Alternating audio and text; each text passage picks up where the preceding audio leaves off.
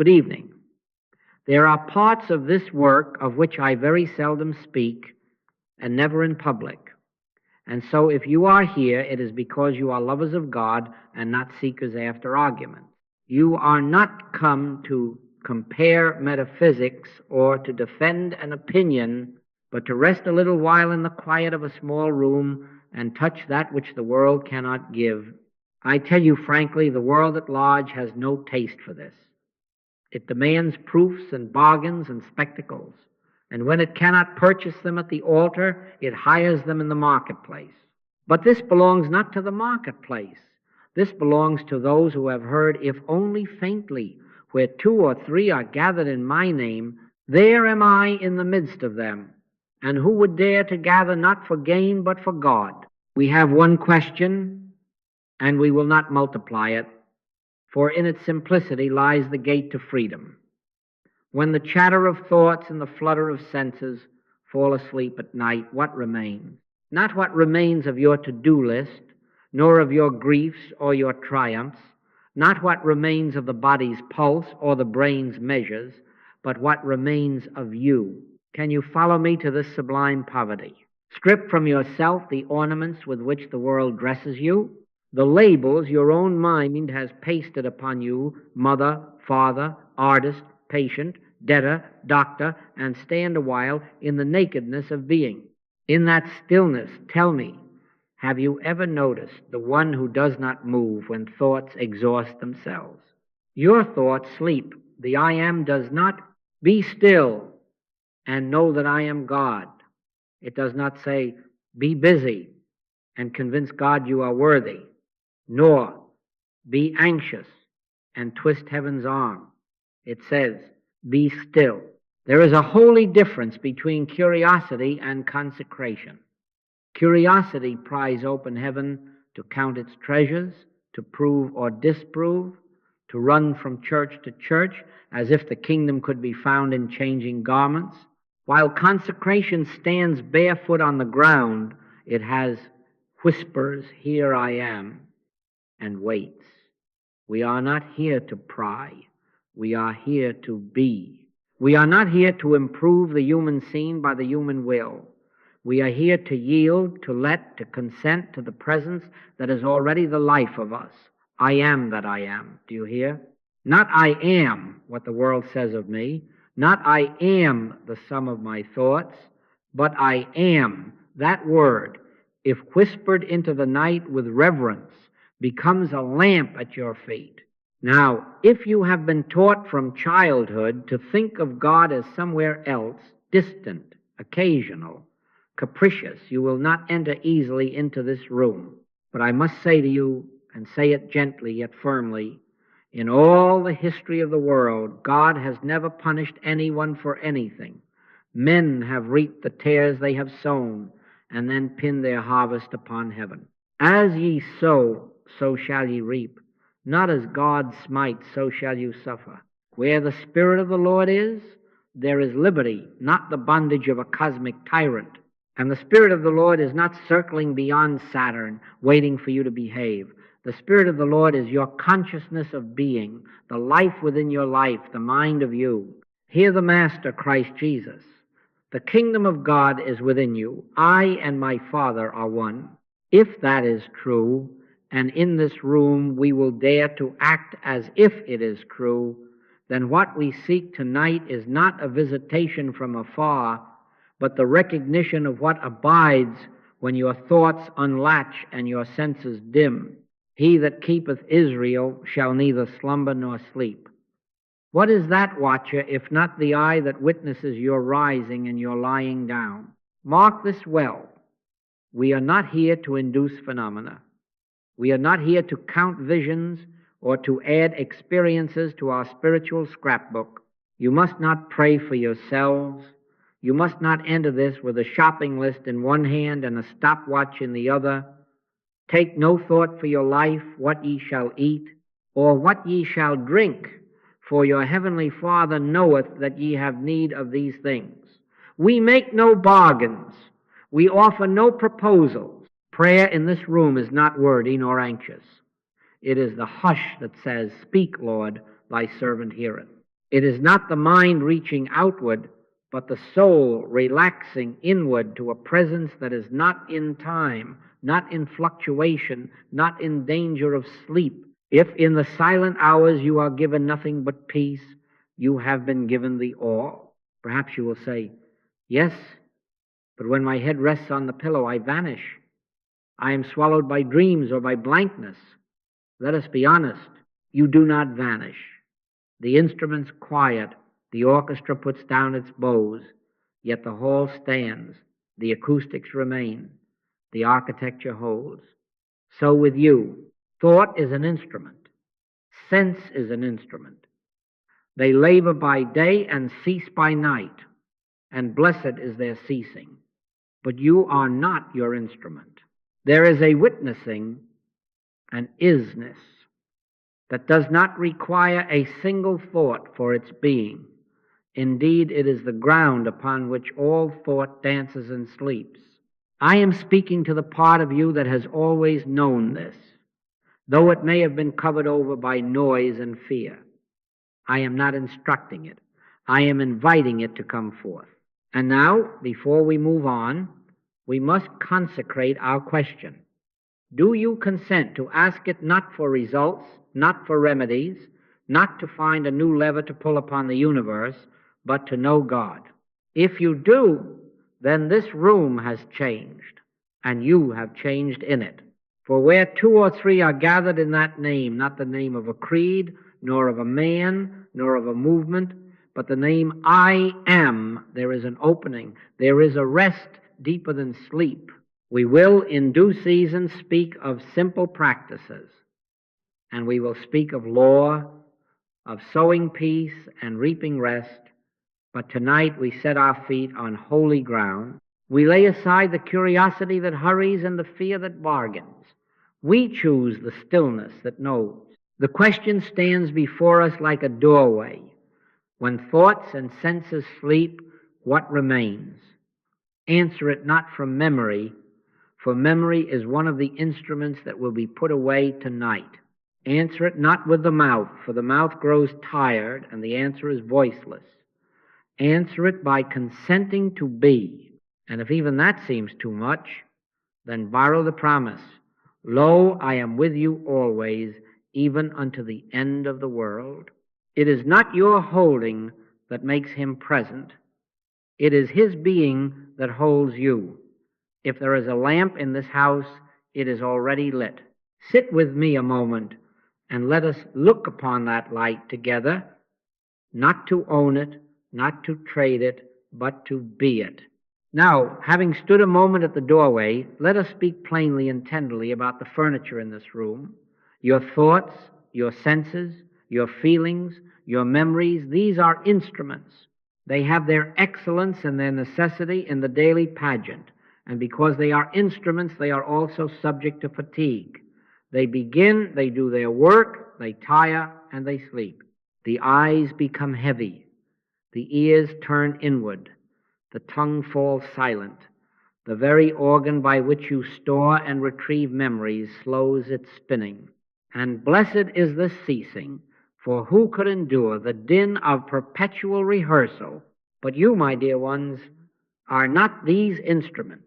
You are that in which their play is heard. You are the room, not the violin, the sea, not the foam. Mark this well. The mind, as you commonly know it, the thinking, comparing, judging faculty, is an instrument. Mind forms, mind pictures, mind arranges. It is the tool of expression in the realm of time and thought. But the Master, Christ Jesus, did not say, mind is somewhere far off. He said, the kingdom of God is within you. And we of this way have learned to say, God is individual consciousness, the mind of you. What do we mean? We mean that the reality of your being, the I am, that is, your very awareness of being aware, is the infinite expressed as your consciousness. It is not the chatter of mind, it is the light by which the chatter is noticed. And therefore, paradoxically, this instrument called mind must be quieted to reveal the mind that is God. The lantern must cease to swing for the flame to be seen steady. Have you watched a stream when the wind drops, the riffles calm, and yet the riverbed has been there all along unshaken? So it is with you. When the stream of thinking ceases, the riverbed of awareness remains. Do not make a God out of the stream. It begins and ends with weather. The bed does not slumber. The bed does not rouse. It simply is, bearing quietly the witness of all that passes over it. Be still and know that I am God. The stillness is not the goal. It is the gentle condition in which the knowing that is already present may be recognized. Now you will say to me, but I feel myself to be these very thoughts. When they subside, I am gone. That is conditioning, not truth. If in the silence of the night all words fall away and there is only a soft, undifferentiated peace who comes at dawn to say, I slept well, who was there to register that peace, to bear the news into morning? The witness survives both talk and its absence. He that keepeth Israel shall neither slumber nor sleep. Where is this watcher, if not as the core of your very being? Not a sentry walking the parapet of some far-off city, not a deity drowsing in the heavens, but the I am that says I before the mouth can form a syllable. It is important that you do not strain at this. No struggle, no effort. Effort belongs to the instrument and tires it further. This witnessing awareness is not an object to be caught. It is the subject that is already catching. You cannot see it as you see a cup on a table. You can only rest as it. And if that seems obscure, make no argument with it. Let the body rest. Let the mind dangle like a glove at the wrist. And attend not by reaching out, but by ceasing to reach. Take no thought, the Master said, for your life. He did not advise passivity in conduct. He invited receptivity in spirit. Take no thought does not mean take no action. It means do not manufacture God with thinking. Consider for a moment one simple exercise, not as a technique to force experience, but as a posture of consent. Close the mouth of the mind by letting the next thought come and go without ownership. It will come. That is the mind's nature. It will go. That is also its nature. Between them, before them, there is a clear sky. You cannot hold the sky, but you can notice that while clouds form and dissolve, the sky is unhurt and unhurried by them. In that sky, you are not the weather. In that sky, you are the space that welcomes and dismisses without preference. That is awareness. That is the I am that abides when the instruments are set down. Do not be confused by words. When I say mind, I speak of two orders. There is the human mind, a splendid clerk, but given to error when stuffed with superstition, fear, and the belief in two powers.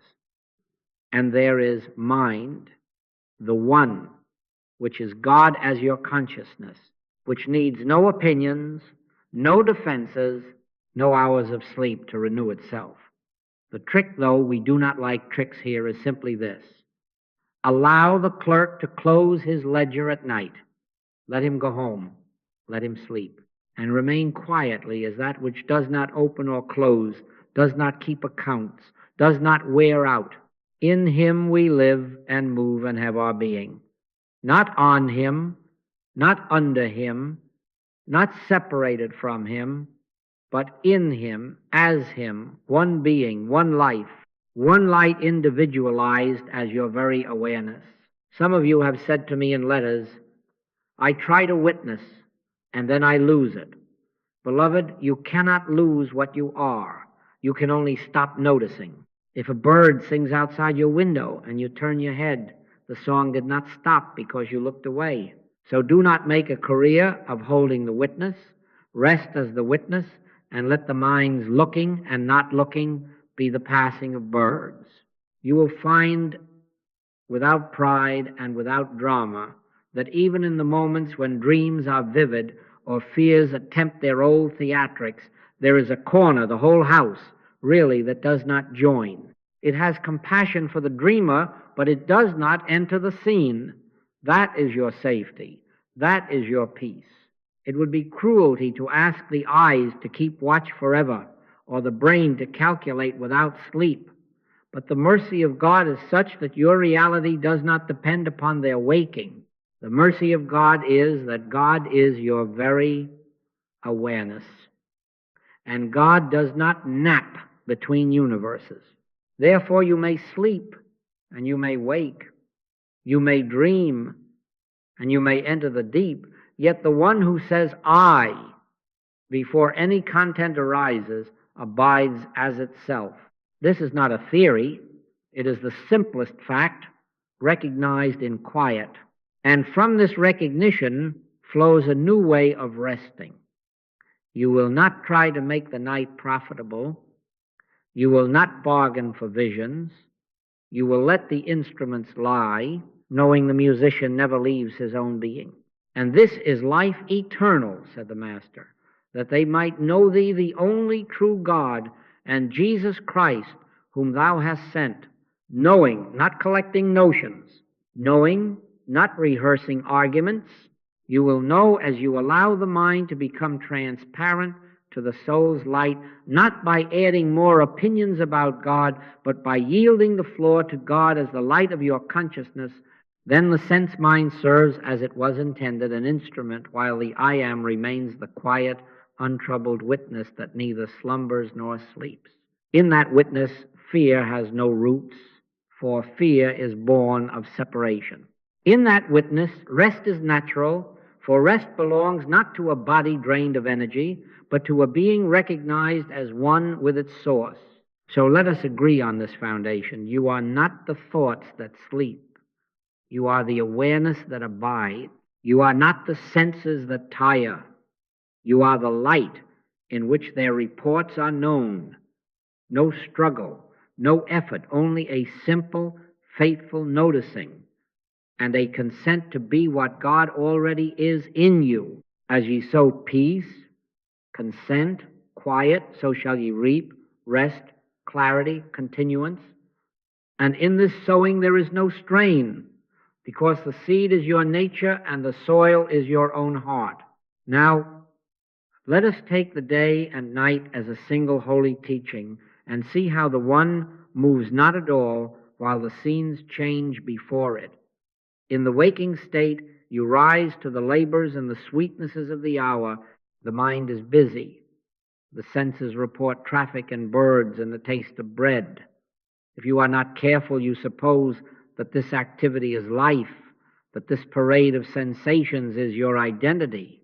You say, I am tired, I am inspired, I am worried, and it is all very human and sometimes very beautiful. But mark this, while the waves of experience rise and fall, there is a shore that does not move, and it is as that shore that you are aware of the rising and the falling. The waking state is a pageant. You are the stillness in which the pageant appears. Be still and know that I am God. The stillness does not begin when the curtain goes up. It is the ground upon which every curtain is hung. At night you enter dreams, symbols, and echoes, the mind revisiting its own pictures, knitting together threads from the day and others from long ago. There is meaning, perhaps. There is comedy. There is fright sometimes. But there is also a curious fact. In the heart of every dream there is a spectator.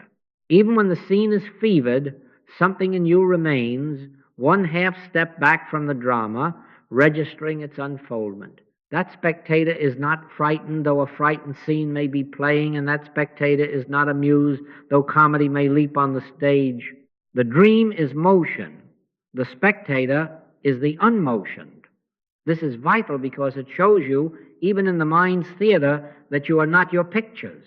You are that by which pictures, sleeping or waking, are known. And then, most wonderful, there is the deep.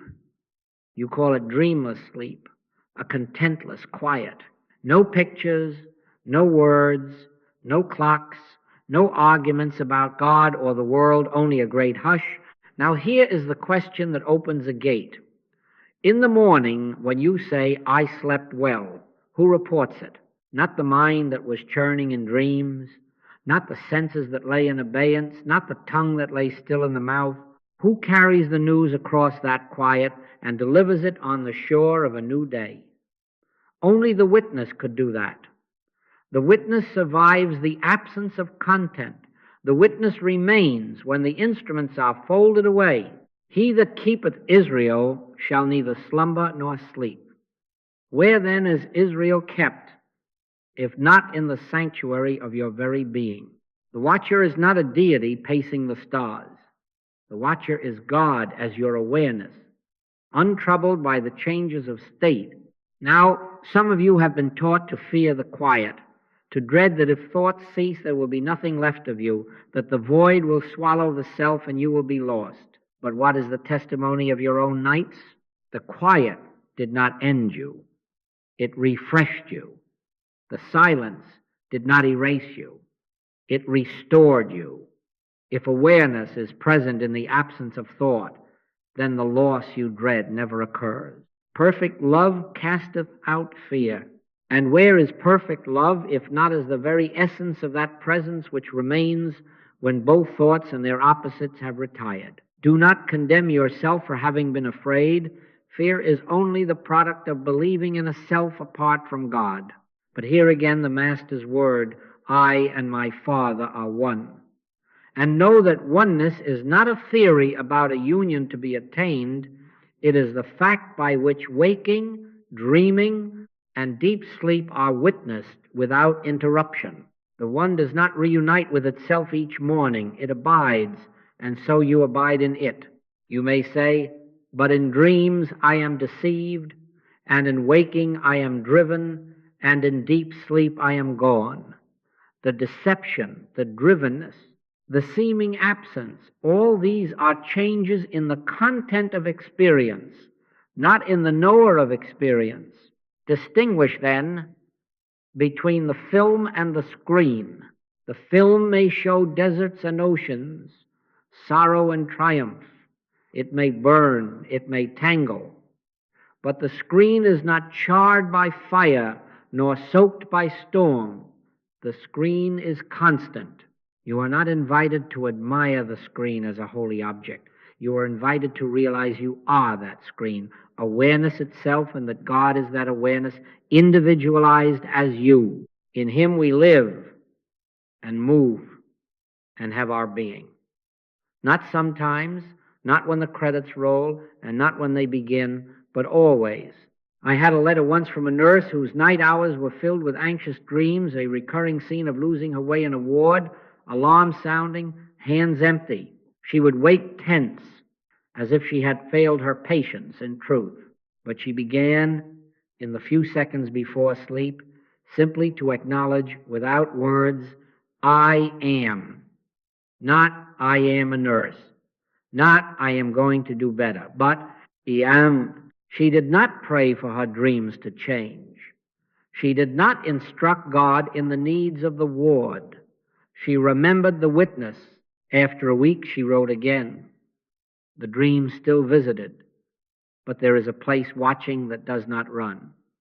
In that place, a quiet dried the panic, and before long she slept through the night without the old terror. What happened? The state changed because identity stood still. As ye sow identity, peace, consent, so shall ye reap rest. You cannot make the witness more present by effort. The witness is not a product of discipline. It is the presence before which discipline is possible. Your part is the smallest part. To notice that in waking there is a knower of the day. In dreams there is a knower of the dream. In deep sleep there is a knower of the refreshment. If you will grant this, not with argument, but with quiet assent, you will find a strange courage rising, because you will see that there is nowhere to fall. If I make my bed in hell, behold, thou art there. Even in distressing dreams, the witness does not descend into hell.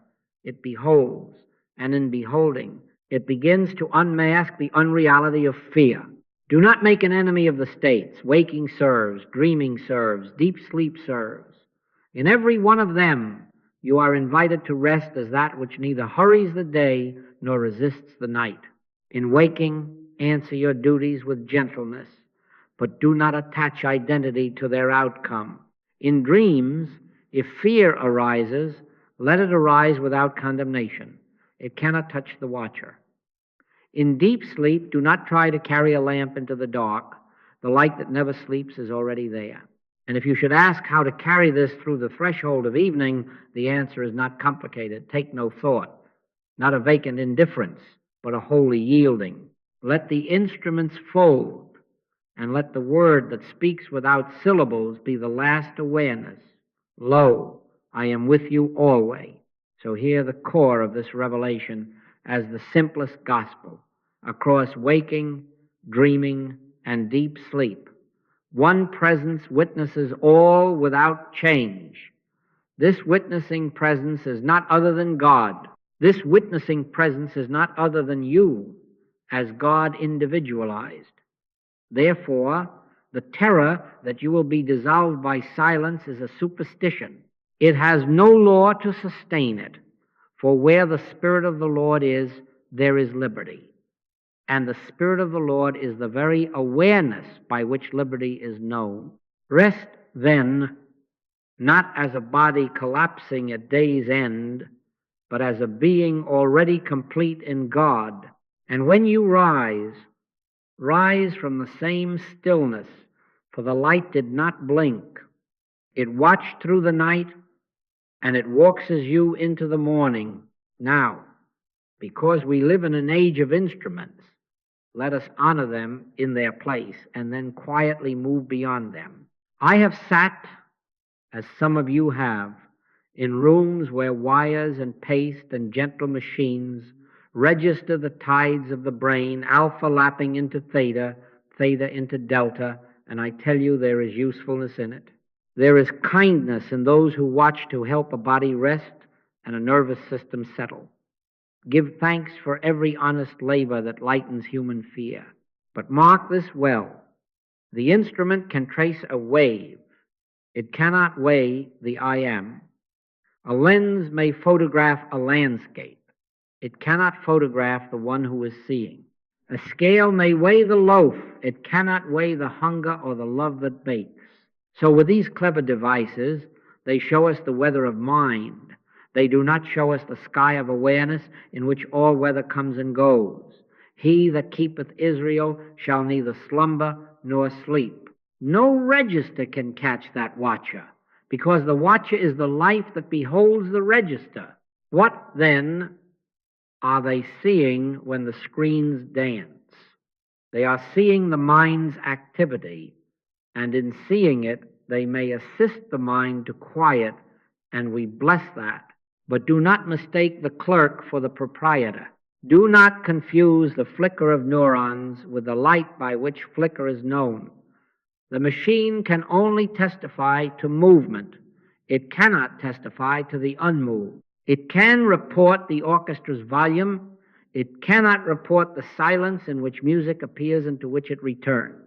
And you, beloved, are that silence individualized, that awareness in which waking, dreaming, and deep sleep are paraded without leaving a mark. In Him we live and move and have our being, not in voltages, not in charts, though they may be useful, but in God as our very consciousness. God is individual consciousness, the mind of you, not the mind's chatter, not its waves, but the mind by which even chatter is illumined. Now in the things of spirit, because spirit is the life of you, we do not proceed by counting, nor by comparing, nor by constructing theories to corral God. We proceed by devotion. Take no thought for your life, what ye shall eat or what ye shall drink, for your heavenly Father knoweth that ye have need of these things. Do you hear the revolution in that? Take no thought does not mean despise wisdom or refuse help. It means cease manufacturing God with thinking. Prayer here is not analysis. Prayer is receptivity. Speak, Lord, thy servant heareth. And if you answer, but I do not hear, then be still and realize that hearing is not with ears and words, but with identity. Be still and know that I am God. Be still and know I am. Not a syllable need be formed. Let the last awareness as you pass into the night be the most ancient name. I am. Not the I am of roles and reports, but the I am by which all roles are worn and laid aside. This requires a humility the world does not reward. The world says pile up facts, accumulate methods, chart your progress, and if you can draw a prettier graph than your neighbor, you are advancing. But in the Christ way, knowing is not accumulation. Knowing is realization. Ye shall know the truth, and the truth shall make you free. Free from what? From dependence on appearances, from the superstition that life is in effects. Truth is not a larger ledger. It is the living recognition I and my Father are one, and therefore whatever moves across the surface, wave, dream, deep sleep cannot add to nor subtract from the life that is I am.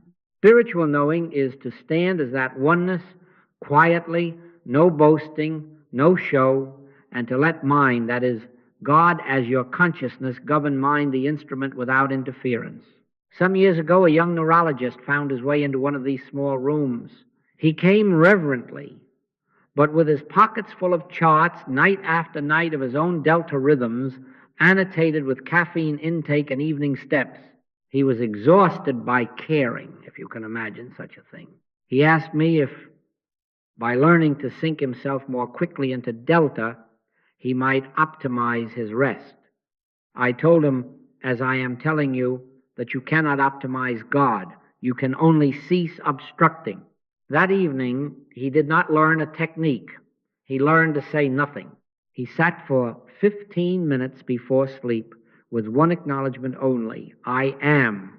Not I am tired, not I am a physician, not I am optimizing, but simply I am. He wrote some weeks later, embarrassed to confess that he had stopped bringing the machine home. You might call it coincidence, he said, but I find a rest that does not depend on how the graph looks. I do call it coincidence?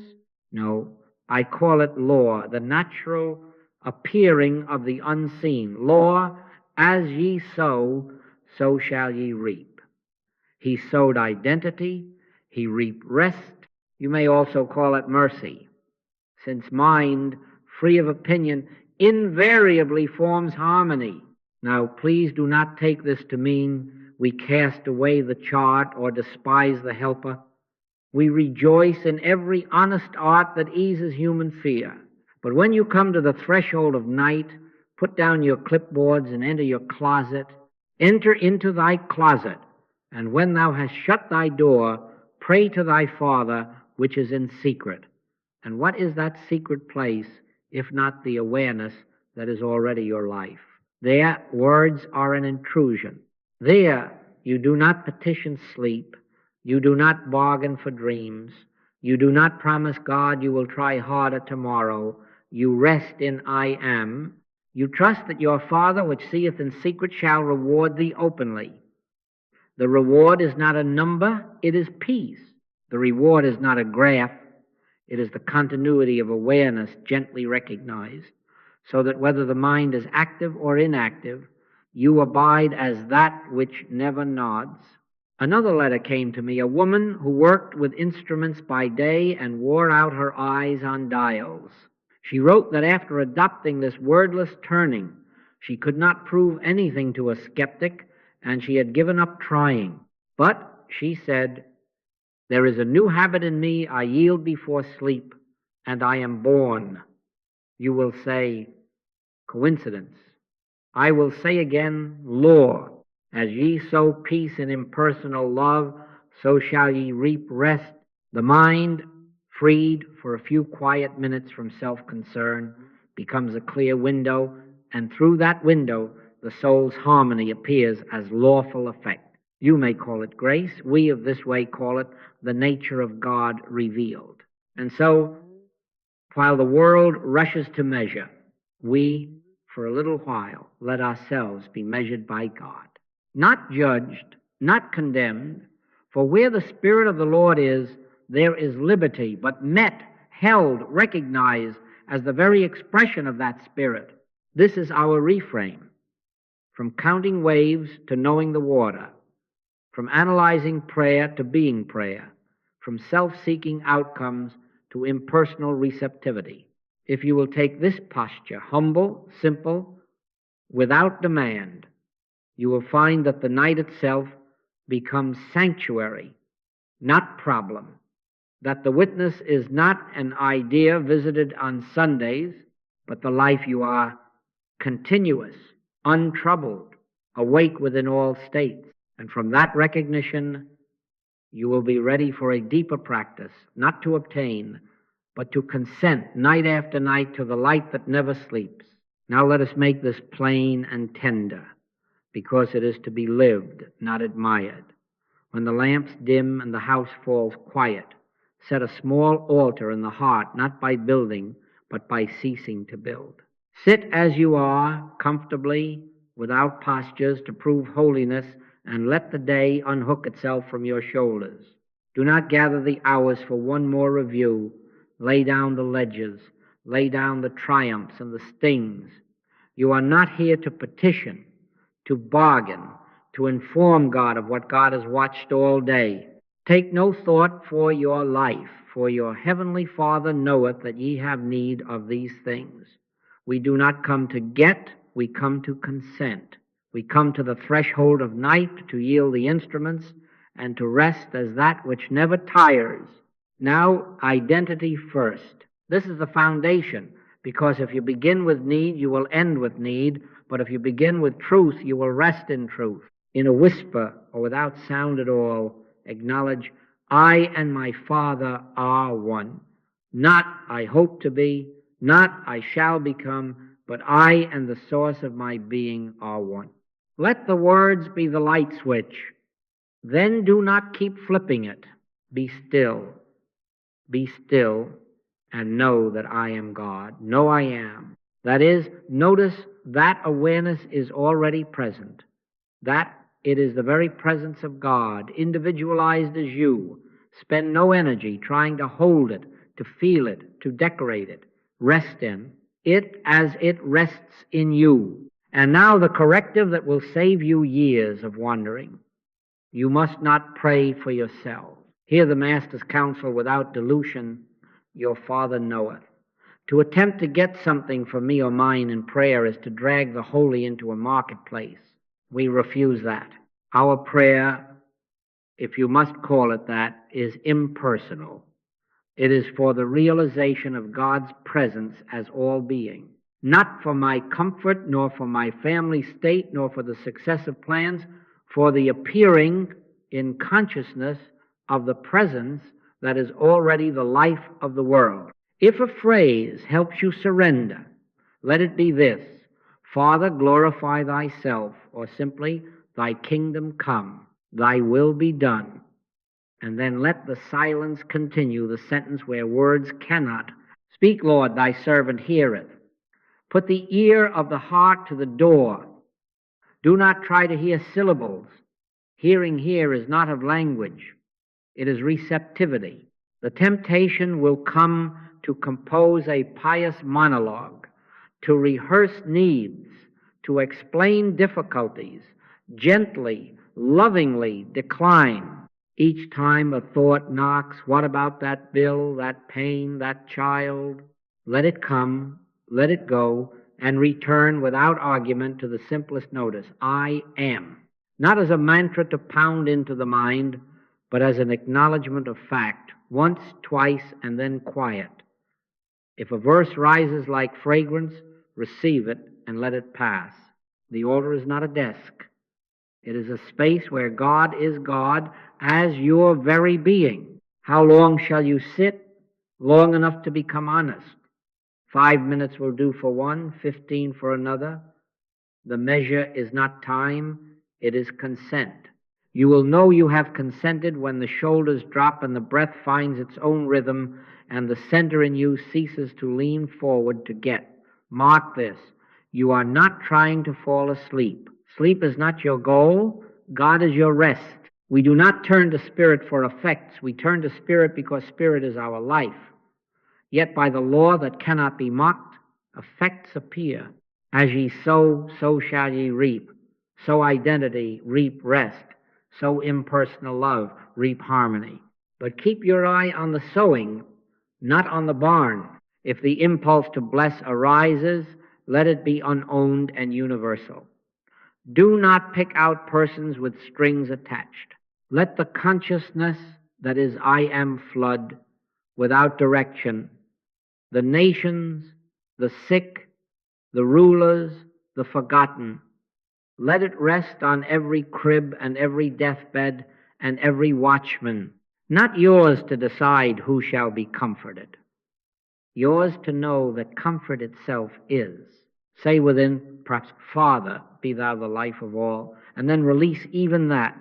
The impersonal Christ is not sent, it is realized. It is not commanded, it is unveiled when the personal will yields. As you approach the edge where thoughts begin to thin, do not grasp them to prolong the sitting, and do not chase them to drive them away. Remember what we have learned. There is a watcher that never sleeps. Consent now. This is the bridge to let that which witnesses this quiet be the same presence that abides as the mind's activity subsides. You are not passing from God to know God. You are remaining in God while instruments fold. He that keepeth Israel shall neither slumber nor sleep. Entrust yourself not as a child pleading in the dark, but as awareness, recognizing awareness. If a last word is wanted, let it be a bow within, into thy hand. Not into the hands of a deity far off, but into the hands that are the very life of you, God, as individual consciousness. There will be evenings when the mind is noisy, when the day clings like burrs. Do not make a problem of that. Take no thought about taking no thought. Sit anyway. Acknowledge anyway. Yield anyway. What if rest does not come at once? What if dreams are vivid? What if the house creaks and the dog whines and the body remembers its aches? Do not turn this into a project.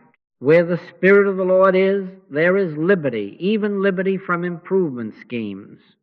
The practice is not for results, it is for realization. Each time you refrain from self-seeking petition, you loosen an ancient knot.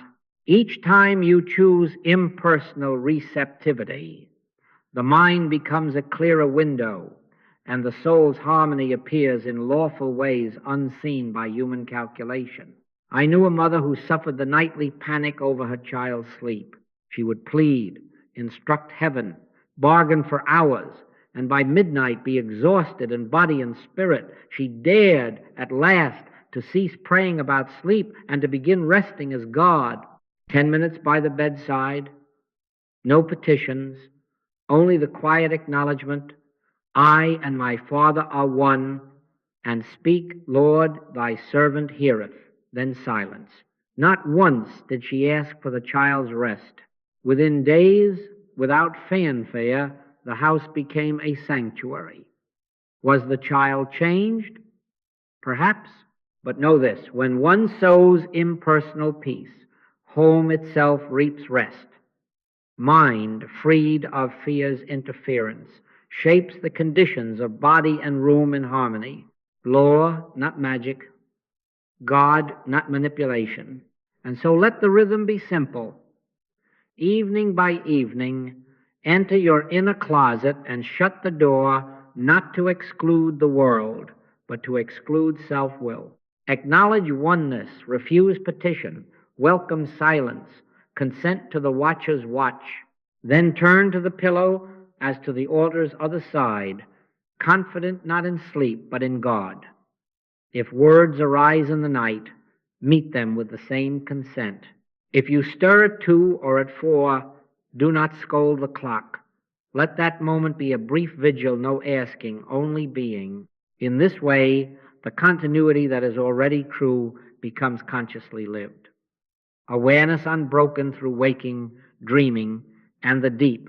And you will find, without pride and without advertising, that you become a quiet light for the household and at length for the world, not because you shine, but because the light that never sleeps has met no resistance in you. Now, because you have set your evening on holy ground, let us try a midnight experiment, one so delicate that it could only be spoken in a small room like this, among those who love God more than results. You will not prepare for it. You will not set an alarm to catch it. You will not hold yourself rigidly to do it right. It comes of itself in the humblest way. If in the night you stir, if a floorboard settles, if a breeze brushes the curtain, if the body turns, let the event come as a bell that needs no hand. Do not reach for a verse, do not grasp a mantra, do not compose a sentence, take no thought, merely notice that before a single thought about the moment appears, awareness is already here. It is present without your summoning, prior to your naming. You do not make it. You find that it has never been absent. In that instant, so brief you might miss it if you hurry, you will sense a bare, innocent fact. I am. Not I am awake. Not I am anxious. Not I am trying to sleep. But simply I am. That is the ancient name speaking without syllables. Before Abraham was, I am. Do not embroider it. Do not turn I am into a tool, as if you could work the divine into a system.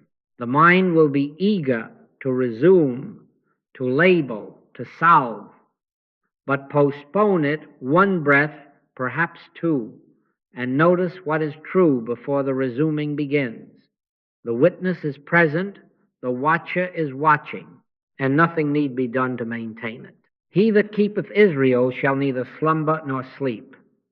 In that keeping, nothing is demanded of you except consent. Now, the correction that will save you from the old marketplace, even at midnight, you must not manipulate this moment. No affirmations, no counting, no arrangements with the clock. Let go of, if I do this, I will fall back to sleep, because you have already slipped into asking for yourselves. This is not a technique for sleeping. This is a glimpse of what is true whether you sleep or wake. If you drift back into dreams, let it be from God, not from effort. If you remain wakeful a while, let it be in God, not in fret. Whether we wake or sleep, we live with Him, not later, not when conditions meet our standards, now and always. Be the beholding. Refuse the bait of getting. You will see, with practice that is scarcely practice, that the gap between stirring and thinking is not blank. It is fullness without object. It is the hush in which the name is known. The mind will protest, but I must think, I must plan, I must fix this waking. No, think when the day calls for thinking. Plan when your work requires it. But in the night, when the watcher announces itself by this unearned stillness, honor the sanctuary. Be still and know that I am God.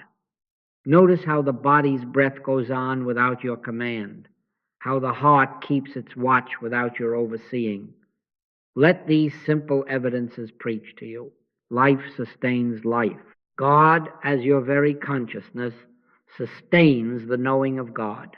If a sound enters the tick of a clock, a car in the far street, the sigh of a sleeping child, let it enter the same vastness without becoming a problem or a story.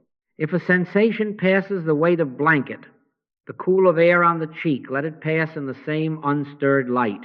You are not to harden yourself against experience. You are to soften into the one that beholds experience without being altered by it. You will discover that the instant you reach to refine, to fix, to aim this beholding, you have stepped down into mind again, and there is no blame in that. Only the gentle invitation to release and return to the simple I am. As ye sow the seed of identity quietly, impersonally, so you will reap the harvest of rest in the order that soul ordains. not in the order that personal desire demands. Now hear this mercy. There is no failure possible in this experiment because there is nothing to achieve. If you become drowsy at once, do not congratulate yourself. If you remain awake, do not reproach yourself. Leave praise and blame out of it. The grace is not in the state. It is in the noticing of that which is present in every state.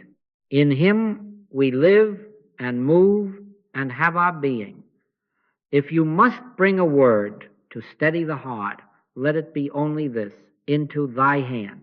Then let even those hands be recognized as the very life of you. No distance, no bargaining, no delay.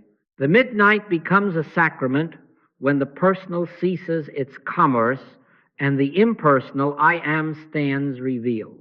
If in that wakeful hour a tenderness arises for the world, let it arise without direction. Do not gather names. Do not steer the blessing. The moment you try to send peace somewhere, you may slip back into the old control. Rather, realize that peace is, that love is, that God is, the very substance of this awareness. Consent to be its transparency. Without words, without effort, let the nations, the sick, the rulers, the lonely, the watchmen on other walls be included not by your sending, but by your being. Then release even that impulse and rest. And when morning comes, do not leap at once into the day's machinery. Stay where you are for the space of one breath, perhaps two, and seal the night with the simplest recognition. The I am that knew the turning, that watched the dreams, that rested in the deep, is the same I am now looking out through these eyes. Lo, I am with you always. Let the feet find the floor from that knowing. Let the first task be done from that knowing. If a psalm is needed, let it be, this is the day which the Lord hath made. We will rejoice and be glad in it. Not as optimism, but as acknowledgement that the day appears in God, not God in the day. Make it your habit, then, not to make a habit of it. Let the midnight door open when it will, and step through it barefoot, wordless, without a lisp. The gift of this small experiment is not sleep, it is freedom. Where the Spirit of the Lord is, there is liberty. Liberty from managing God. Liberty from fearing the night. Liberty from worshiping outcomes. And as this liberty becomes natural, you will notice that the household breathes differently, that anxieties loosen, that rest and renewal arrive in lawful ways, but you will not boast and you will not advertise. You will only know quietly that the light did not blink, that the watcher never slept, and that God as your very consciousness accompanied you unbroken through the hours and accompanies you still. Now, because you have touched the still point in the night, let us look quietly at the law by which harmony appears as lawful effect. There is a principle, and it is not caprice. It is not the whim of a deity pleased with some and offended with others. Hear it again, for it rings from Genesis to the Master. As ye sow, so shall ye reap. Or, be not deceived. God is not mocked. For whatsoever a man soweth, that shall he also reap. I have long said, and I say now, that in all the history of the world, God has never punished anyone for anything. What we call punishment is only the harvest of our sowing. The soul, the creative principle, the life of you forever pours itself as harmony, as peace, as rest. Mind is the instrument. Mind is the mold. When mind is free of fear, superstition, judgment, and the ancient belief in two powers, it becomes a clear mold, and soul, through that mold, forms its own conditions of body, of home, of night as harmony. Mark this, the cause is not in the effect. The cause is in the sowing of mind under the government of soul. Since this is law and not luck, you can rely upon it as you rely upon sunrise, not to force it, not to purchase it, but to align with it. A mind filled with grievance cannot shape a peaceful room. A heart rehearsing tomorrow's terrors cannot receive the rest that is already given. As a man thinketh in his heart, so is he. Not as he wishes, not as he bargains, but as he truly entertains in the sanctuary of his being. This is not condemnation, it is mercy, for it places the key within your own consecrated hands.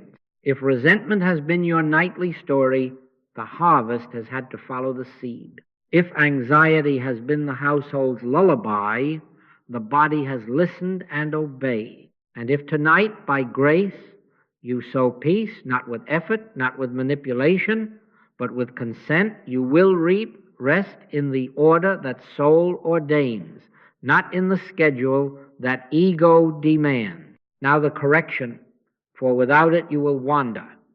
Soul is the creative principle, mind is its instrument. We do not make harmony by mental force, we witness harmony by mental purity. The mind is not the sun, it is the window. Clean the window and the light appears as if by miracle, though the sun was shining long before you took a cloth to the glass. So with you, cleanse the mind of its pet judgments and ancient fears, and you will see that God, as your individual consciousness, was already present as peace itself. Let the peace of God rule in your hearts. Do not manufacture it. The ruling peace is the nature of soul. The letting is the freedom of mind, yielded of self. And how shall we cleanse?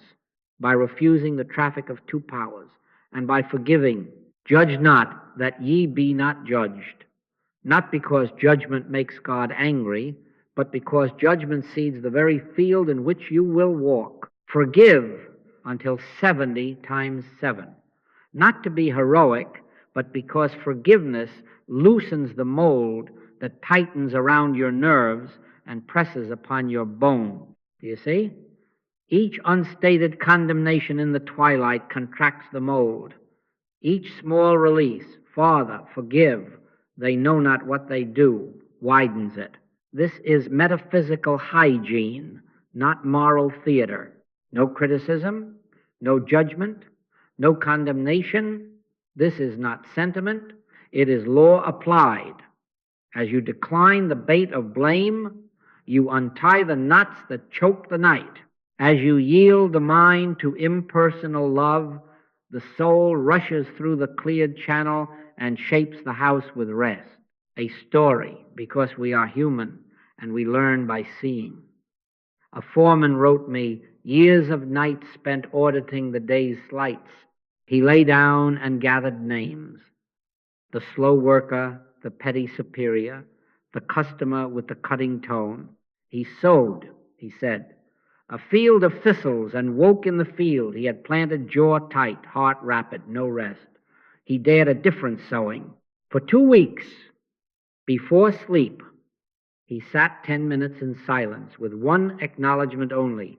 I and my Father are one. And then, without selecting or judging, he let the world rest in God through him.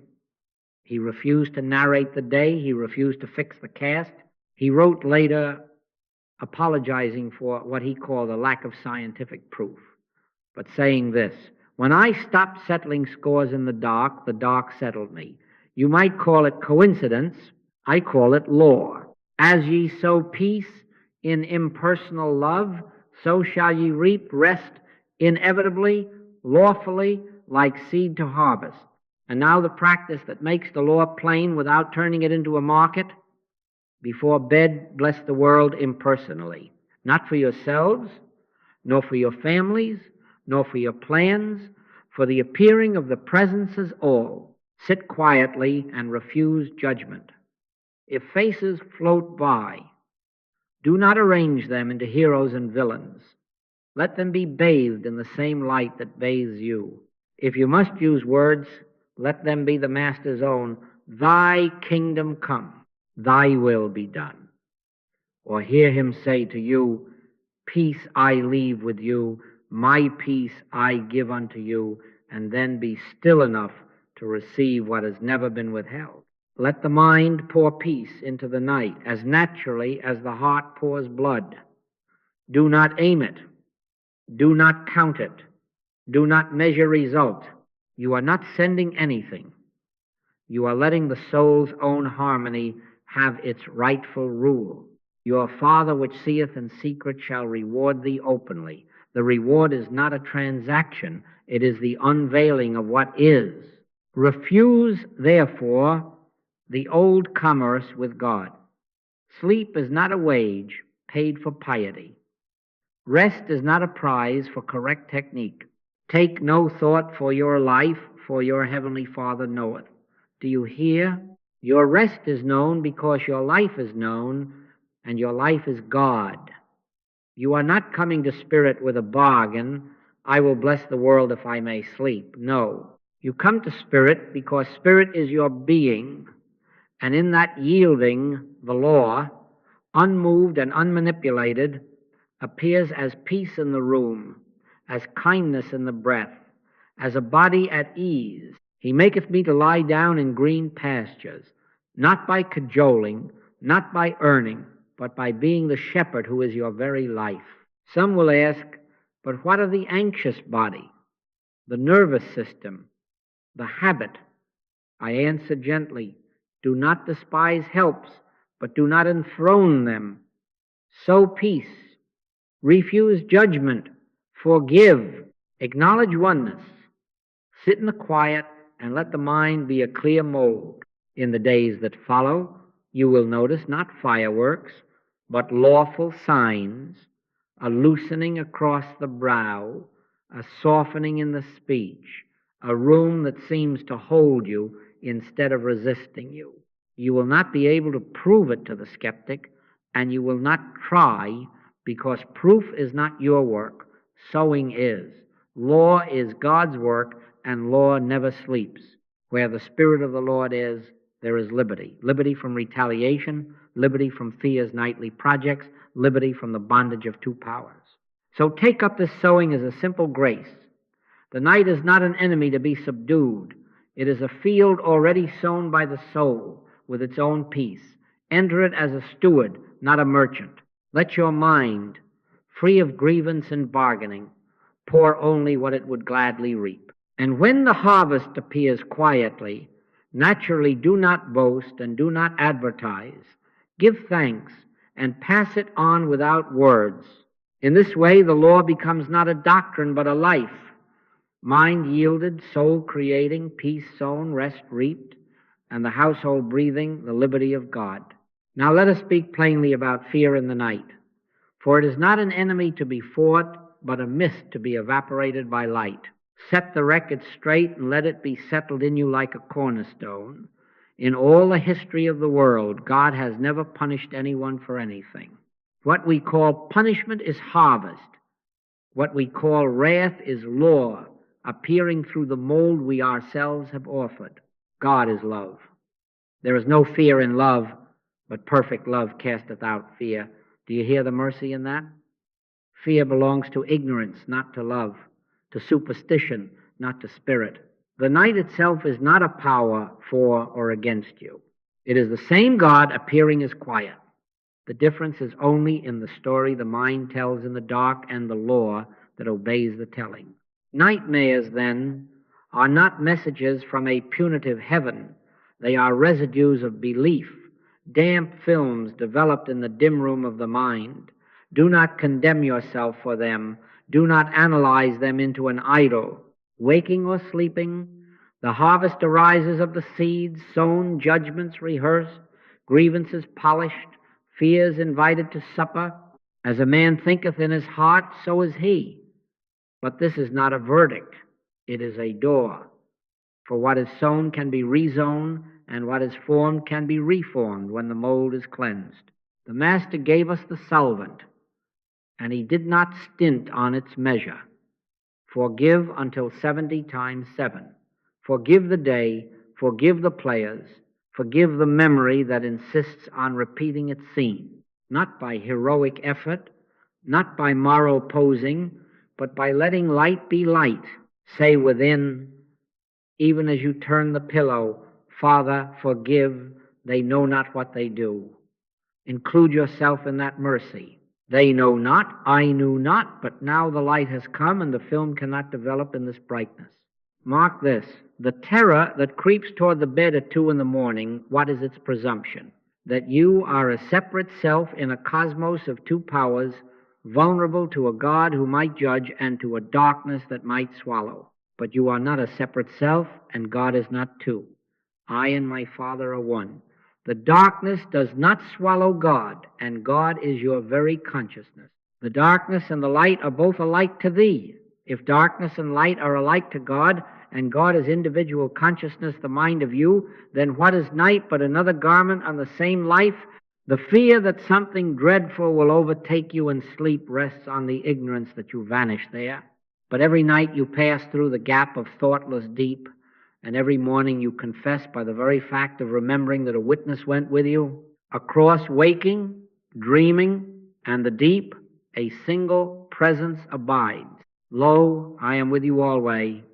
If the witness abides through dream and deep, will it falter at a doorway called death? Yea, though I walk through the valley of the shadow of death, I will fear no evil. Shadow, not substance. Valley, not abyss. The watcher that never sleeps is the you that God is being. Changes come, awareness remains. Bodies alter, being abides. Scenes turn, the seer is untouched. Now, the gentlest correction of all. Do not judge yourself for fear. You will only thicken the film and develop another picture of torment. They know not what they do. Apply it to the world and apply it to yourself. Fear is not sin. Fear is ignorance of oneness. Light, not will, undoes it. Do not lash yourself into courage like a soldier ordered to the front. Sit as a child in the lap of love and let the courage that is love's own nature reveal itself as your nature. Be still and know that I am God. Not be strong and prove it. Be still and see it. Each time fear rises, let it ring and fade in the same open sky of I am. Each time, refuse to barter with it or drown it in affirmations. Acknowledge oneness once, perhaps twice, and then yield to the presence that knows how to keep Israel. He that keepeth Israel shall neither slumber nor sleep. If memories come in the dark, failures from long ago, faces that accused, rooms that held your breath, let them be met by the law we have rehearsed. Forgive and forgive again. Refuse the ancient commerce of blame and bargain. Release the cast from your judgment. Not to let them off a cosmic hook, but to free the mold of your mind from the iron shape of grievance. This is not passivity. This is metaphysical responsibility. As you cease to rehearse accusation, the mind relaxes into innocence, and the soul rushes through, forming rest where conflict once rehearsed its lines. Where the Spirit of the Lord is, there is liberty, not only on the sunlit street, but in the hour when the house sighs and the stars keep watch. Not only when you feel holy, but when you feel small. Liberty from a punishing God. Liberty from two powers. Liberty from the fear of what you cannot see. Liberty even from managing fear. I knew a veteran who had made a fortress of the night bolts, lights, a radio murmuring to keep the ghosts away. He came to see that none of these were evil, but none were God. He dared a simpler defense. Each time he startled awake, he gave himself one sentence: I and my Father are one, and then no more sentences. If the images rose, he did not interrogate them. He forgave the actors and himself without a speech. If the heart pounded, he noticed that breath continued without his command, and he thanked the quiet machinery of God. In him we live and move and have our being. Weeks later, he took down one bolt and then another, not as bravado, but because he discovered he was kept from within. You might say the nightmares lessened. I say the light increased. As the light increased, where could the image of terror be projected? So when the night stretches its long cloak around your house, remember, the cloak is God's own garment. Do not hunt for threats in the folds. Do not bargain with the dark as if it were a second will beside the one. Yield your mold to innocence. Sow forgiveness again and again. Forgive 70 times 7. Not counting, not congratulating. Let love be what it is, without your shaping. And if you walk some night into a room that feels heavy, do not fight the air. Bless it by being still. Fear thou not, for I am with thee. Let the witness be felt as your very awareness. Let the rod and the staff of presence be enough. The night holds no threat when God is known as love and the self is known as abiding awareness. Then, even while dreams play at edges and shadows lengthen on the wall, you will find the unmoving center, and from it the whisper that frees. Where the Spirit of the Lord is, there is freedom even in the night, especially in the night, where the old stories have no place to cling, and the eternal I Am is heard as your own name. Now, since we have spoken of law and liberty and the watcher who never sleeps, let us look quietly at the small, tender evidences that come when prayer releases petition and becomes simple receptivity. I speak of these things rarely, and never to advertise results, for your Father which seeth in secret shall reward thee openly. And even the word reward is too commercial for what I mean. You might call them coincidences, I will not argue. I only say that when the mind ceases its commerce and love is allowed to be love, harmony appears without trumpet or bargain, not for ourselves, nor for our families, nor for any controlled list, but as God's own order unfolding. There was a mother honest, weary in the bones with months of her child's night terrors. She had prayed as she had been taught. She had begged. She had promised. She had rebuked shadows and rehearsed scriptures like charms. None of this is evil, but none of it is God. One evening she came to the end of her managing. She sat in the doorway of the small room, the hall light low, and she laid down every sentence but one. Suffer the little children to come unto me, and forbid them not, for of such is the kingdom of God. Then even that she let sink below words. She refused to make a project of the child. She refused to accuse the night. She simply recognized, with no embroidery, that the Christ is the identity of that little one, and the Christ is the identity of herself. One life, one light, God as individual consciousness appearing here and there without division. She did not ask for sleep. She did not rebuke a dream. She did not count the hours. Take no thought, the Master said, and she took no thought, only silent, surrendered, beholding. The first night was not a miracle pageant. There was a stirring, a whimper, a soft touch of her hand on the blanket, no incantation, only presence. Lo, I am with you always. The second night, quieter. The third, quiet. In a week, she found herself forgetting to listen for the cry. A month later, she wrote not triumphantly, not with a technique to sell, but with a sentence that said it all. Peace issued forth. You might say the child outgrew it. You might say cycles broke. Say what you will. I say the mold of mind was cleansed of fear and grievance, and soul formed its own condition of peace. He shall give his beloved sleep. The child was beloved before she asked. The mother learned to let the love that always was have its way.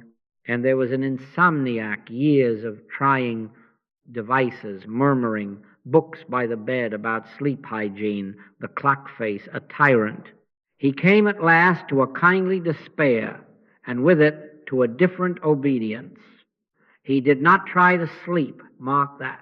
He did not try to sleep. He prepared the bed as a sacrament without superstition, without bargaining, and he lay down with only, "Speak, Lord, thy servant heareth." Then he said nothing and did nothing. If wakefulness came, he gave it to God. If drowsiness came, he did not chase it as prey. If thoughts came, he let them pass like birds, unaware of the sky that bore them. He called it practicing, but in truth it was unpracticing, an end of management. The first nights brought no great change, only the discovery that even at 2 in the morning, life was present and kind, breathing him without his help. Then, not as a goal reached, but as a grace unnoticed until it had already happened, rest returned. He would awake at dawn, startled to find that hours had passed as if under a wing. He wrote apologizing for the lack of proof and saying almost shyly, "I was not seeking sleep. I was consenting to God, and sleep appeared while I forgot to ask. Seek ye first the kingdom of God and his righteousness, and all these things shall be added unto you." Rest was added, God was sought. There was a healer, too, if we may use that word, for a servant who knows they can do nothing of themselves. Midnight after midnight, this one kept a vigil, not for clients, not for reputation, not for the hope of a letter reporting success. 3 times a day, and sometimes in the deep night when the room itself remembered sorrows, they sat with one confession only: I and my Father are one, and by extension and inclusion, that oneness without border, world in God, God is world substance. They did not gather names, they did not send energies, they did not fasten thought on nations or ailments. They obeyed. Thy kingdom come, thy will be done, and then fell silent, letting the kingdom be the very fact of awareness. In those seasons, I would hear from others reports of harmonies that had no advertised source. A man said a fever broke at midnight with a sense of warmth he could not explain. A woman wrote that the bitterness of an argument collapsed like a badly built stage set. She and her sister found themselves laughing in a kitchen that had been a courtroom. Another, tempted to a dishonest gain, felt an unaccountable clarity and chose the straight path without regret. Coincidences? Of course, if you wish. Law working, whether or not we name it? Yes. Where the Spirit of the Lord is, there is liberty. Liberty in a bloodstream, in a kitchen, in a conscience, found not because anyone aimed a thought, but because presence is sufficient and mind did not obstruct. Now hear this preemptive humility, lest we turn these kindnesses into a new market. We do not promise outcomes. We do not tell God what good must look like, at what hour it must arrive, or by what road. It would be presumption to draw a line from a vigil to a fever's breaking as if we held a ledger of cause and effect, and yet why should it surprise us that when the window is clean, light looks like light upon the floor? Why should it trouble us to admit that whatsoever a man soweth, that shall he also reap? These small stories are not advertisements. They are witnesses, quiet, almost embarrassed, testifying to the sufficiency of the presence that is already the life of you and of the world. The point, then, is not result, but reality. When prayer ceases to be a list and becomes listening, when it is impersonal receptivity instead of personal demand, harmony appears in its own forms and times, often without asking, often without fanfare. Be still and know that I am God. Be still and know that I am, as your very consciousness never sleeps. And watch how, without a hand lifted to control, the house breathes easier, the child sleeps, the heart forgives, the body remembers it's quiet. If you must have a word, let it be gratitude, gratitude without pride, without ownership. Not unto us, O Lord, not unto us, but unto thy name give glory. And when, as will happen, a night seems barren and no evidence appears, do not withdraw your consent. Do not begin the old commerce again. The Lord does not sleep, and love is not measured by your ledger. Keep the doorway open. Keep the small watch. Let the world rest in God through you without directing it, and let the secrecy be its own assurance. In this way, the stories multiply without needing to be told. Hearts are healed without being asked. Rest is restored without being bargained for. And the quiet light you are becomes the room in which others find, to their surprise, that they have stopped trying and God has been God all along. Now we come to the holy practicality of it, how a few who love God can let the world rest in God through them, without fanfare, without advertisement, without the market's noise, simply by consenting to be what they are, light. There can be no mass salvation. There never has been. The work of Spirit moves not by crowds stirred to fever, but by small circles, quiet and steady, who refuse to make a show of God. The infinite way of life has always known this. We do not advertise. We do not recruit. There is no membership to join, no dues to pay, no promise to sign. You are free, free to come, free to go, free to learn, free to forget, because where the Spirit of the Lord is, there is liberty. And in that liberty, groups of perhaps 20 or 25 students, or 3, or 2, or 1, take up a rhythm not for themselves, nor for their families, nor for their businesses, but for the world. This is the way the light spreads, not by display, but by being. The rhythm is simple, and because it is simple, it is exacting.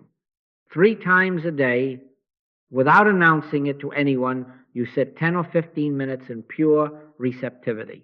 Morning, as the world wakes into its tasks, midday, when minds are most tempted to hurry, evening, as lamps are lit and houses remember their stories, and then a gentle vigil before sleep. No lists, no bargaining, no projects, only the posture of, "Speak, Lord, thy servant heareth." If a sentence must begin the opening, let it be the Master's. "Thy kingdom come, thy will be done." If another rises as confirmation, let it be identity itself. "I and my Father are one." Then be still, for your heavenly Father knoweth that ye have need of these things. And your work is not to tell God what things are needed, but to let God be God as universal presence. Now, you will ask, but how shall we hold the world? Not with opinions, not with causes, not with a clenched fist of a good intention. We hold the world by not holding it at all. We behold it in God. We refuse the old traffic of 2 powers. We decline to take sides in heaven's name. Mark this well, for it is the difference between white magic and holy surrender. We do not pray for this nation against that, this party against that, this movement against that. Judge not, that ye be not judged. Each judgment is a seed that will bloom in your own mind. Each partial prayer is a mold that will warp the form it casts. Our way is the impersonal Christ realized as all, not people improved, but God recognized as the only life of people and nations and systems, not by might nor by power, but by my Spirit, saith the Lord. Therefore we release men and women and governments from our design. We let the presence that is already the mind of you be also the mind of all, without our engineering. You will discover that this impersonal watch increases, not decreases, your love for the particular.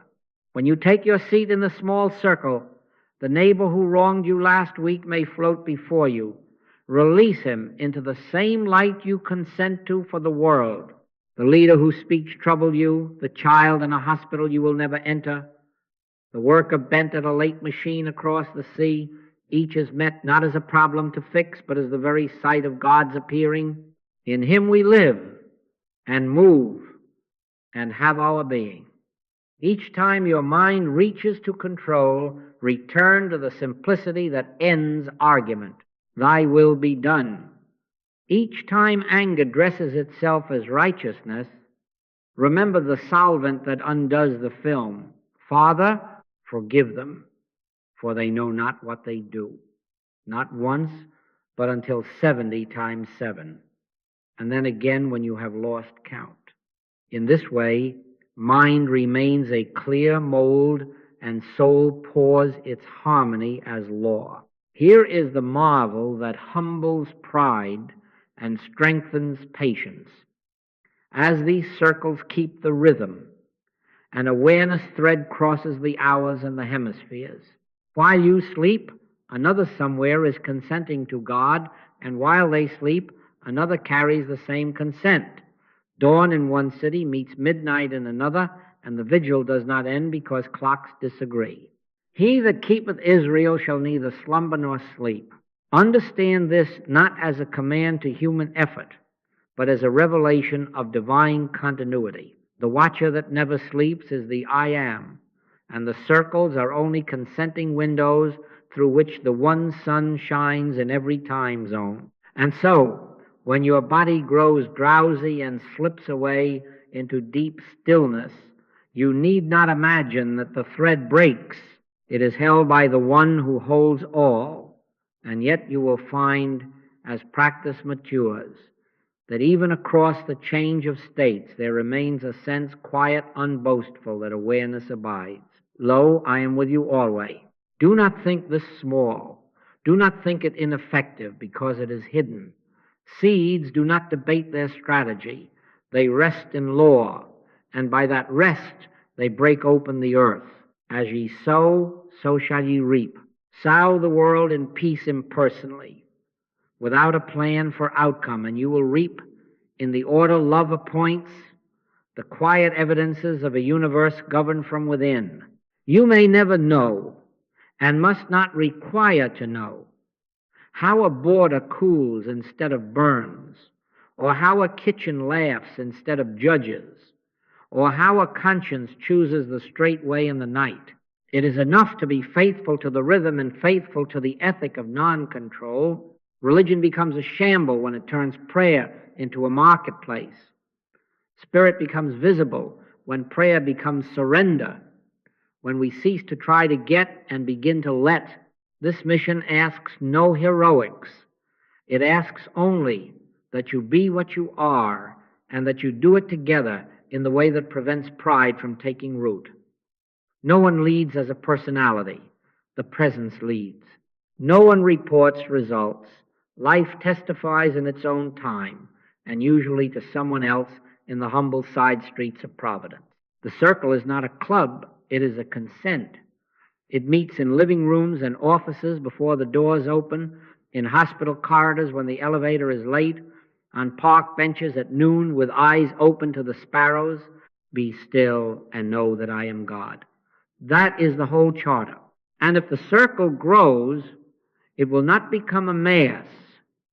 It will become many small circles, each carrying the same law and the same rhythm, because the pattern itself forbids the Tower of Babel and insists on the upper room.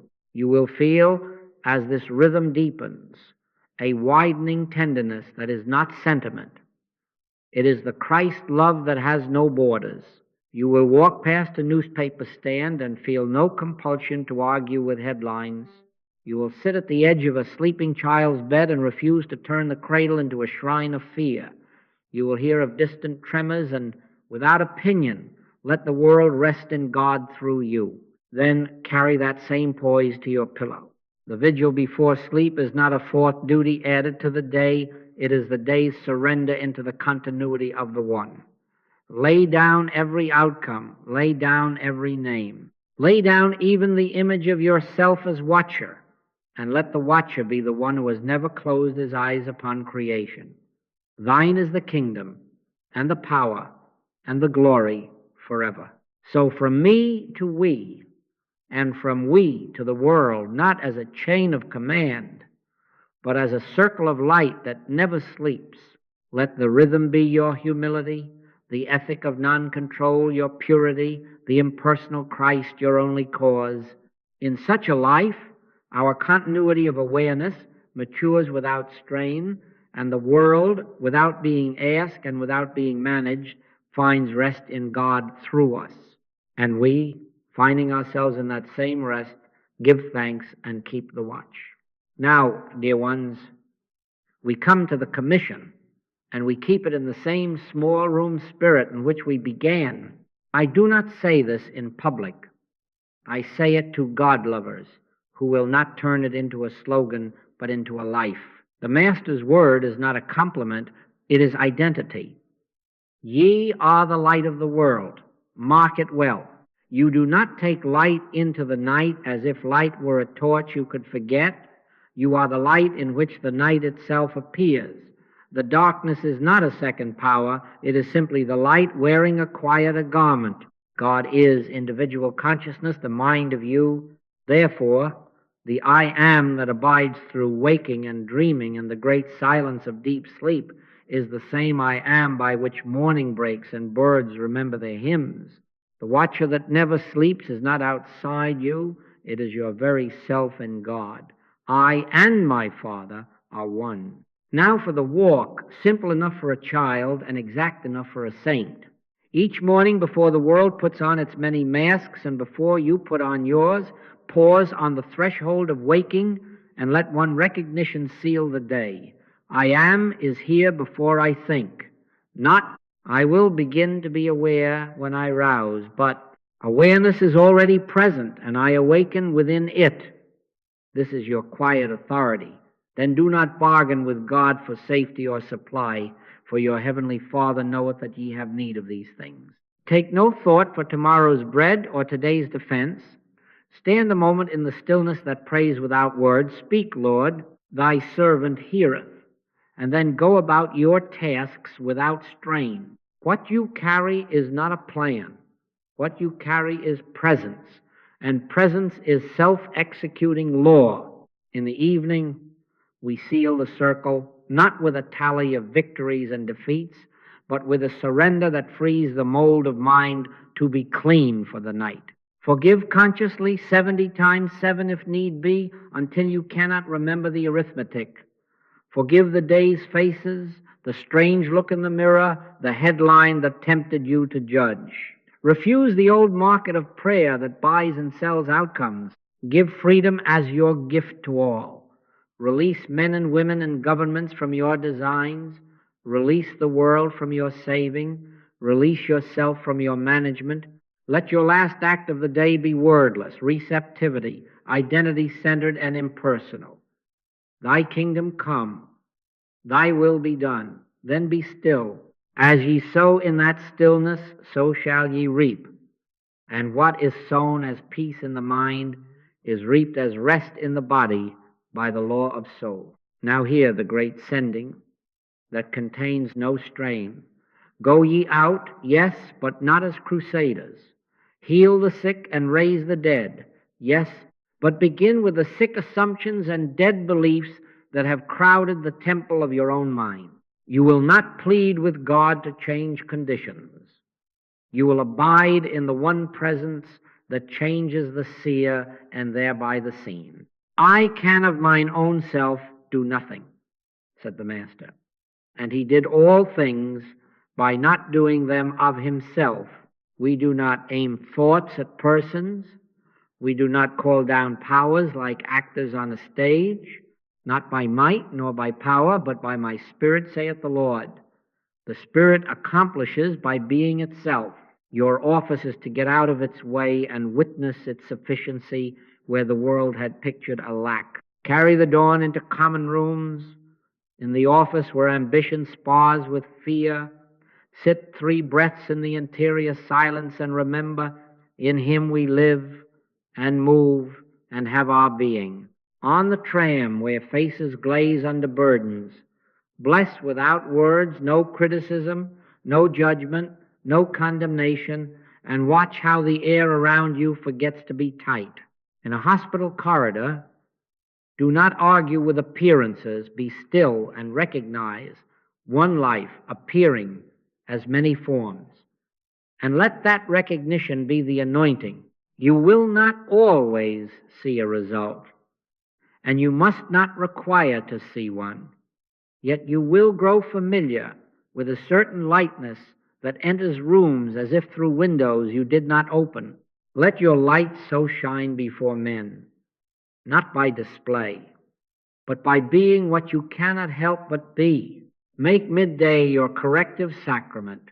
When noise and news try to capture your consciousness, step aside, even if only within, and take up the identity that cannot be disturbed. I and my Father are one. If a quarrel rises in you, do not rehearse it into reality. Forgive and forgive again. Judge not, that ye be not judged. Each judgment is a seed, and the law never sleeps. As ye sow, so shall ye reap. Sow freedom, reap freedom. Sow innocence, reap rest. This is not psychology. This is soul law, finding a clear instrument in a mind released from superstition and fear. And now the assurance that makes all this not effort but ease. What abides in the night abides in the noon. There are not two presences, one tender after dusk and another harsh at midday. He that keepeth Israel shall neither slumber nor sleep. Understand this not as a divine insomnia, but as the eternal constancy of the one being that is the very awareness by which you know a sunbeam and a star. The darkness and the light are both alike to thee. If they are alike to God, they are alike in you, where God is being you. Do you see the gift? You need not ramp yourself up for the day, nor brace yourself for the night. You are carried within a continuity that does not begin with your first thought, nor end with your last sigh. Therefore, where the Spirit of the Lord is, there is liberty, and the first liberty of the spiritual life is the refusal to control. You are free, and in that same breath, you make others free. Free from your plans, free from your anxieties, free from the subtle hope that they will become what you imagine. This is why our way knows no membership and requires no vows. Love does not conscript. Let liberty be your fragrance. When you depart a room, leave no pressure behind you, only the quiet sense that God was enough there. So we take our places in the humble upper rooms of the world, 2 in a kitchen, 3 in a shop before the doors open, 1 at a window before sleep, and we keep the rhythm that keeps no ledger. The circles shine without show. Dawn meets midnight across the hemispheres, and the vigil is one unbroken consent to God. Lo, I am with you always. And because that is so, you need not make yourself brave nor make your prayer long. Live as the light that never sleeps. Begin each morning with, I am is here before I think, and let that recognition walk you into your hours. End each evening with, Speak, Lord, thy servant heareth, and give the night back to the one who never left it. Go ye out not to win, but to witness, not to persuade, but to be. Heal the sick not by diagnosing, but by knowing there is one life. Raise the dead not by spectacle, but by refusing to believe in separations that never were. Comfort the fearful not by promises, but by presence. And when you have done none of this, as far as you can tell, yet kept the stillness and given freedom, count it all faithfulness and take no credit. The witness never sleeps, and neither does love. Therefore, beloved, carry the dawn, carry it in your face, in your silence, in your refusal to make God a market. Let the world rest in God through you, and having carried it, rest, for the light you are is the day that never ends.